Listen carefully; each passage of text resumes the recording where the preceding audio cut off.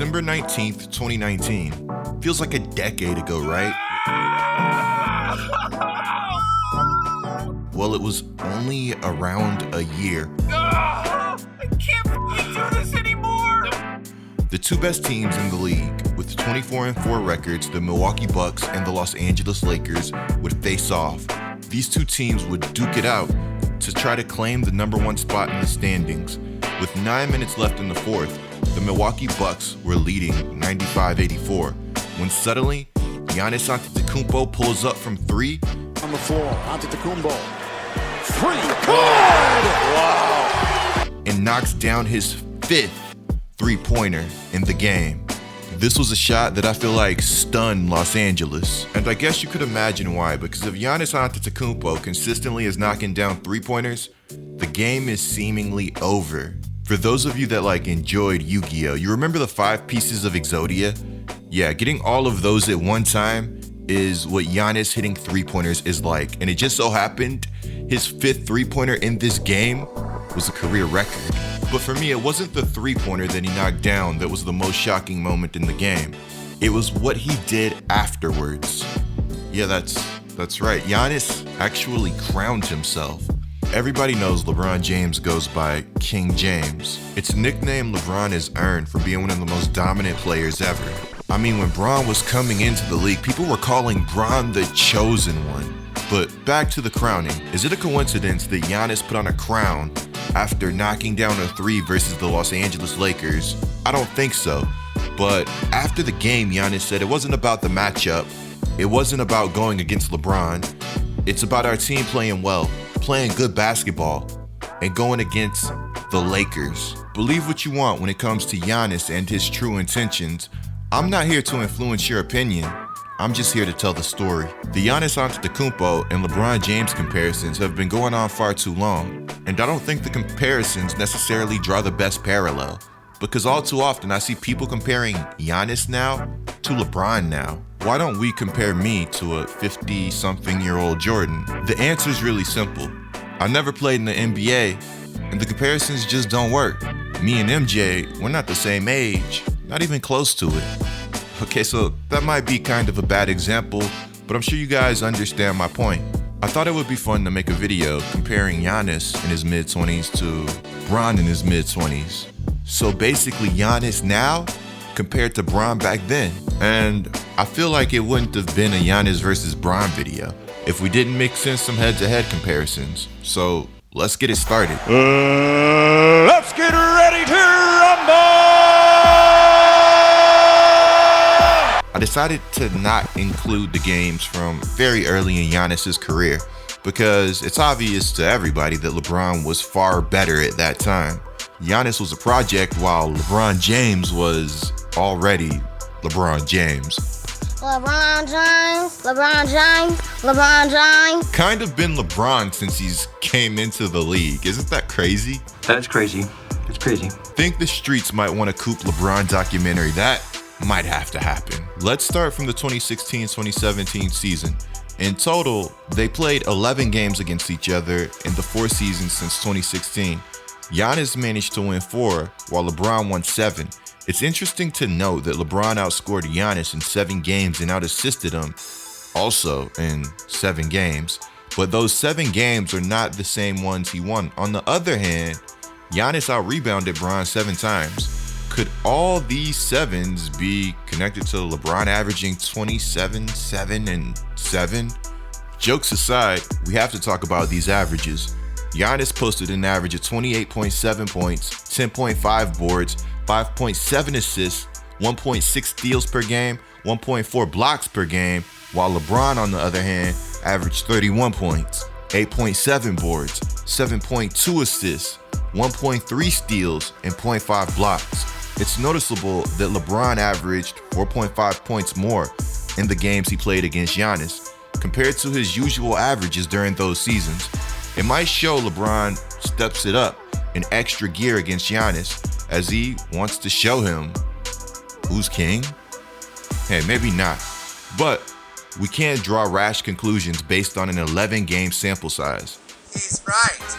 This is the first guy to actually make sense. The most amazing performance for these two superstars happened back in 2017-2018 when LeBron's Cavaliers defeated the Bucks 124-117. The victorious LeBron dropped a 40-point triple-double, while Giannis had a stat line of 37, 11, and 5. That game showcased the skill level, the talent, and the greatness that was to come. A lot of times, head-to-head matchups don't tell the full story, but I would be lying if I told you guys I didn't feel like there was a rivalry between LeBron James and Giannis Antetokounmpo.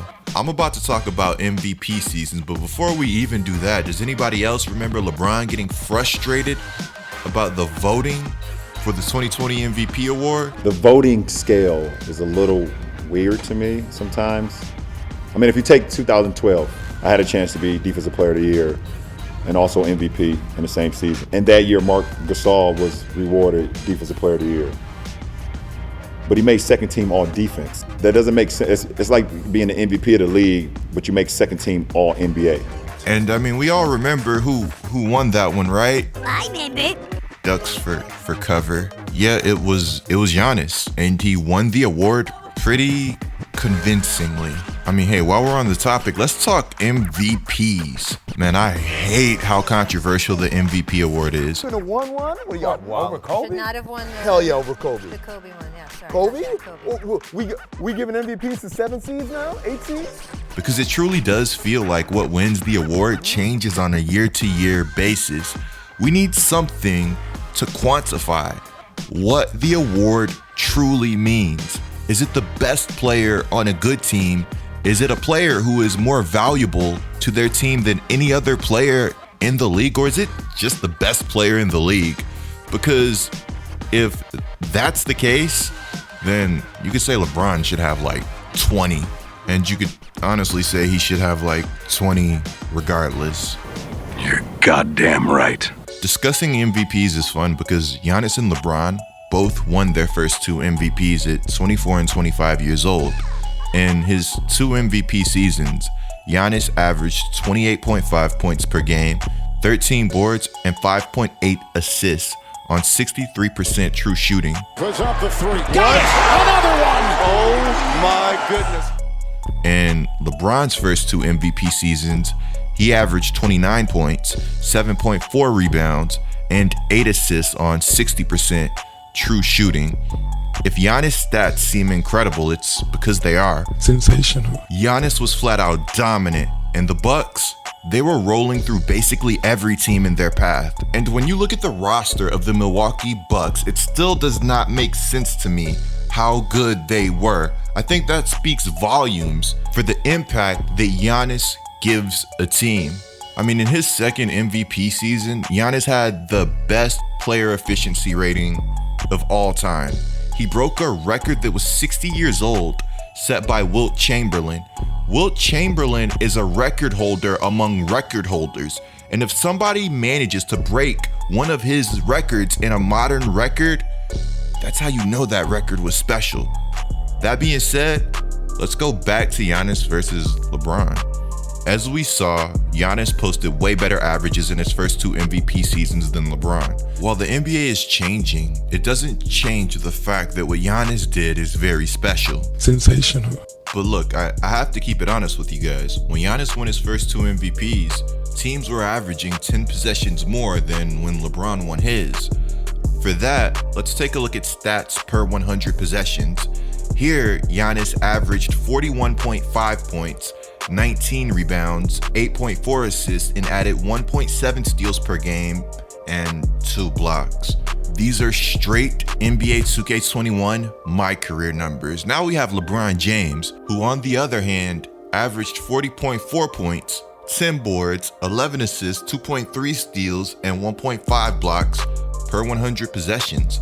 It's incredible. Sensational. That adjusting pace, Giannis' stats look even better when you compare them to LeBron's. Jay-Z said, "Men lie, women lie. Numbers don't." Now, I'm not going to sit here and call Jay-Z a liar, but that right there doesn't tell you the whole truth. Numbers never will. So was Giannis actually a better player than LeBron at the same age? Well, let's chill out. Let's slow down for a second. Everybody stay calm. What's the procedure, everyone? What's the procedure? Stay calm! let's look at some of the advanced stats from their first 2 seasons. And this is where LeBron really starts to turn some heads, as if his athleticism, jaw-dropping passes, and dunks didn't already. LeBron had a mind-boggling box plus minus of 12.5, while Giannis had a BPM of 10.9.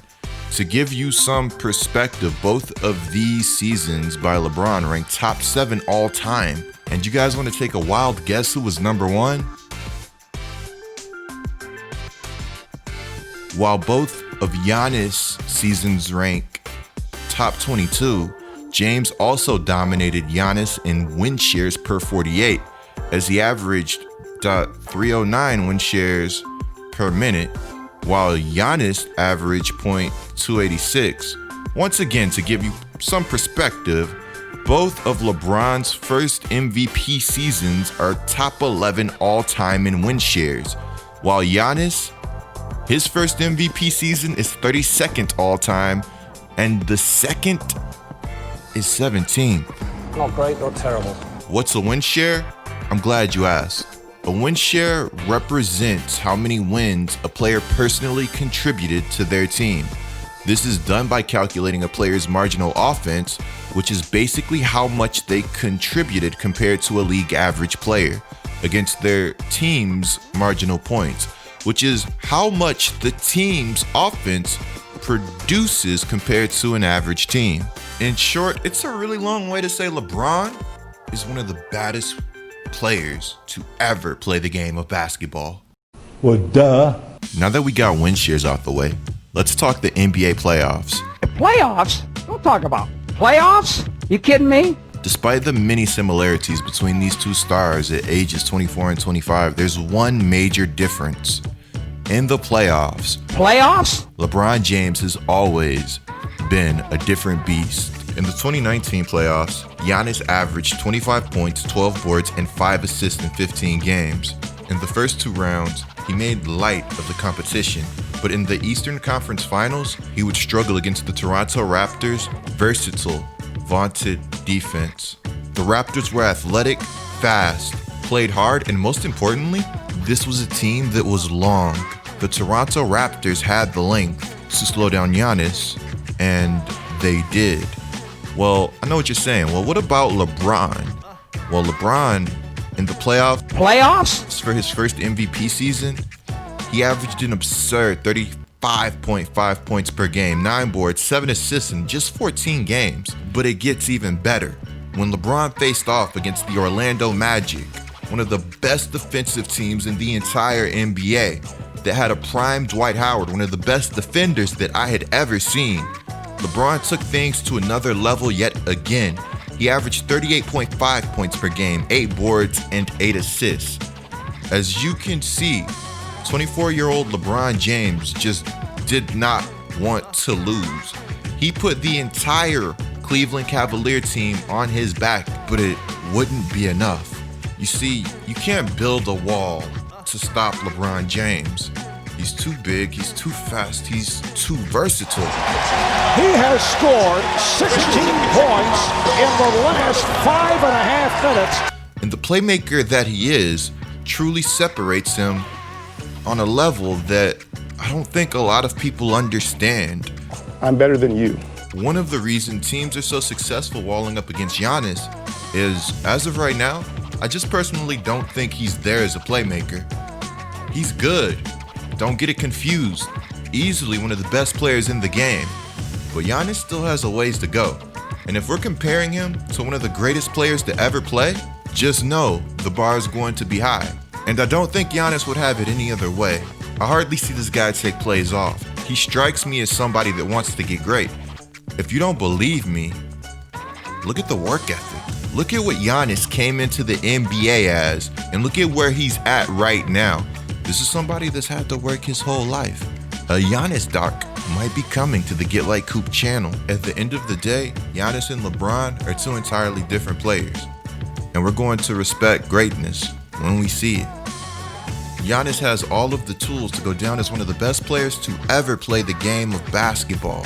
And already he has a resume that would make some greats jealous. But my question to Giannis is, what's next? Clicking the video on the screen right now is a great way to support the channel. I'm Get Like Coop, bringing you guys the scoop until our next upload.